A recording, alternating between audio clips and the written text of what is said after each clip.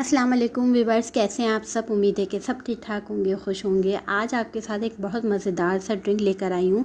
और एक तो गर्मी बहुत है, आपको पता ही है कि गर्मी से बहुत बुरा हाल है, तो उसके लिए बहुत ही आसान और बहुत ही ज़्यादा रिफ़्रेशिंग, और दूसरा ये कि बहुत ही ज़्यादा उसकी तासीर जो है ठंडी, वो आपके साथ शेयर करने जा रही हूँ। आज हम बनाने जा रहे हैं फ़िलिपिनो का मशहूर मैंगो बैंगो, जो कि बहुत आसान भी है बनाना और बहुत ज़्यादा मज़ेदार भी है।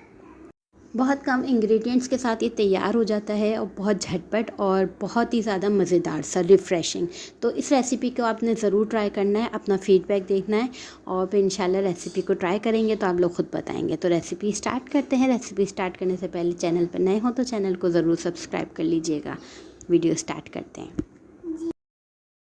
सबसे पहले स्टेप नंबर 1 हम आ जाते हैं। हमारे पास जेली जो होती है मैंगो की फ्लेवर की, आप वो लेना है। उसको जेली को जैसे उसमें पूरा लिखा हुआ है, आप उसको इस तरीके से पका लें। गर्म पानी में जेली का पैकेट डाल दें, 1 कप के करीब पानी रखिएगा कम, और उसको जमाने के लिए रखते हैं। ठीक है, एक साइड पर ये हो गया। दूसरा स्टेप आपके पास ये है कि आप जो साबूदाना होता है, वो साबूदाना मोटा वाला, आप उसको भिगो के रख दें। यहाँ मैंने तकरीबन हाफ़ कप लिया है और उसको बॉइल्ड वाटर में यानी गर्म उबलते हुए पानी में आप इसमें शामिल कर दें और उसको जब तक कुक करें जब तक उसके सारे दाने हल ना हो जाए और सफ़ेद सफ़ेद जो ट्रांसपेरेंट होता है ना, वो नज़र आना शुरू कर दें।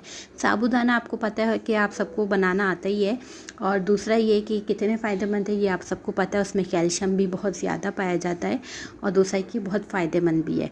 तो इसको जब ये पक जाए, इसके वाइट वाइट दाने बिल्कुल हल हो जाए, तो इसको आपने स्ट्रेन कर लेना है, सारा गर्म पानी हटा देना है और ठंडे पानी से इसको वॉश कर लेंगे, तो बिल्कुल अलग अलग इसके दाने तैयार हो जाएंगे। ठीक है जनाब, ये बहुत आसान प्रोसेस है। इसको मैंने आपको इसलिए पहले बता दिया ताकि आप लोग तैयारी कर लें। इसको आपने सिर्फ ठंडे पानी से वॉश करना है और फिर उसको निकाल देना उसका सारा पानी, तो ये हमारा तैयार हो जाएगा। अब आ जाते हैं अपनी चीज़ों की तरफ। देखें ये जेली हमारी है, ये ज़्यादा अच्छी स्मूथ जेली तैयार इसलिए नहीं हुई कि फ्रिज में हमारी जो है ना वो लाइट नहीं आ रही थी, तो ज़्यादा नहीं, ये रूम टेम्परेचर पे ही इसको जमाने की कोशिश की थी। इसके अलावा यहाँ साबूदाना देखें हाफ़ कप मैंने लिया है। दूध यहाँ पे 1 ग्लास तकरीबन फुल भर के, 1 से 1.5 ग्लास। और मैंगो चंक्स हैं छोटे छोटे, आप इसको कट कर लीजिए। इसके साथ हमारे पास कंडेंस मिल्क है तकरीबन 2 से 3 टेबल स्पून के करीब। बहुत ज़्यादा मीठा पसंद हो तो 2 से 3 कर दें, मगर 2 मेरे टेबल स्पून बेस्ट होता है, क्योंकि मैंगो जो होते हैं वो भी बहुत मीठे होते हैं, बहुत ज़्यादा मीठा खाने को भी नहीं दिल करता है। तो सबसे पहले आपने क्या करना है, बहुत आसान है। यहाँ पे आपने साबूदाना जो है वो एक बाउल में डाल देना है, जग में या बाउल में किसी में भी शामिल कर दें। साथ में आप इसमें जेली शामिल कर दें।